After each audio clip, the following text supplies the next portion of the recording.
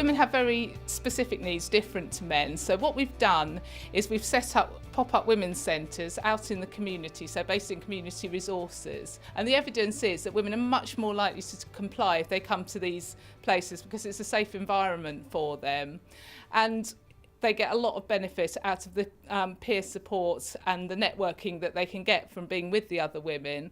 There was a really good example of that where one women's service user was going to go to a place where they're providing Christmas lunches. Another woman in the group was feeling very lonely about the Christmas experience. She didn't know what she was going to do, so she went along, and the two of them then had a very positive experience volunteering together on Christmas Day that just wouldn't have happened for the second woman otherwise. So that was a really positive spin-off from the networking and peer support they get in the Women's Centre.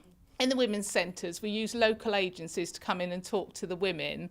For example, dealing with issues with debt, addictions, domestic abuse, emotional well-being, because these are known to be reasons why women offend, and all of these tend to link into their self-esteem, which is generally a common thread for why women offend.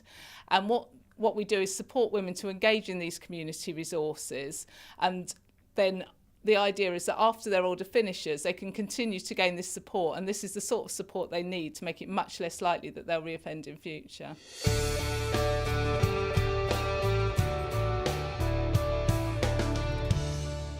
I committed a drugs offence in 2012 and I was convicted in 2015, which meant that I had to serve 5 months in prison out of an 18-month custodial sentence. Being sent to prison meant that I left an 18-month-old son at home, and also I was 7 months pregnant at the time, so my second son was born into custody. Since my offence, I moved away from the town which the crime was committed. I started a new relationship with my partner. I started a law degree and I was still working part-time as well as being pregnant, so going to prison wasn't very helpful for me. I found it really difficult to adjust to normal life after coming home from prison, although it was only a short time that I was away for. I also had to rebuild a relationship with my eldest son, and also my son that was born in prison had to adjust to his family at home because obviously I was all that he knew. And also employment. When I was applying for jobs, I found that anyone that asked for a criminal record, it was a complete no straight away. So now it's almost a year since I was sent to prison, and I feel like my life's getting back on track again. I've just recently found employment doing the same job that I was doing before I went to prison, so that's really positive. I attended the Women's Centre in Basingstoke and it was really helpful, not just for me but for everyone. I think they have something to offer everyone, whatever kind of background you come from or whatever your problems are, there's help for everyone, so it's really useful.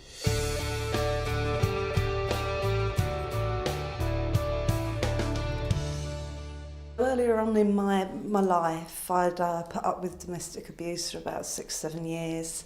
That had led me to become very isolated. I didn't go out of the house. Obviously, I've been sort of ostracised from my friends and my family. My mum was my only remaining family apart from the girls. Unfortunately, in January, my mum died, which led me to go onto a spiral of drink and drugs rather than going to the doctor for medication, which would have been a lot better for me. I got charged with the 2 counts of assault and I had drugs with me, and I got charges for those. So on the day of my arrest, once I was released, I got home to find that all my children had been removed from the house. My 2 oldest had gone to stay with their father, and my 2 younger ones had been removed to live with their father. My drinking had also escalated. I was drinking from quite early in the morning and carrying that throughout the day and then continuing in the evening. So yeah, all the children got removed. Luckily, my 2 older ones wanted to come back and live with me. So I rang my probation officer and said that they wanted to come back. She had notified social services, who then gave the children back to me and put them on a plan so that they could stay at home. I've recently been to court for my 2 younger ones, unfortunately, because I still have social services in my life and I'm still on probation. Then I lost the custody battle, although I am getting to see them at weekends, every other weekend at the moment. And then in the next couple of weeks I should have them for full weekends, which is going to be really good. So as part of my court order, I was ordered to go and attend Aldershot Women's Group run by probation at the West End Centre. Initially, I really didn't want to go. I thought it was going to be a load of rubbish full of criminals, and obviously not being someone that goes out of the house, it was a very daunting thing, and I nearly didn't go, but I'm so glad that I did. I've made some wonderful friends there. The work they do is absolutely amazing. It's really helped my self-esteem, my confidence, and saved my life really in a way. I also found it a struggle to get bereavement counselling, especially around this area. If it is available, then I didn't actually find it very easy to access or anything. Since being allocated to my probation officer, she's helped me, you know, any problems, and I just ring her up, and if she can deal with it, then she will. She tries to give me advice if she can on different things if I ask her.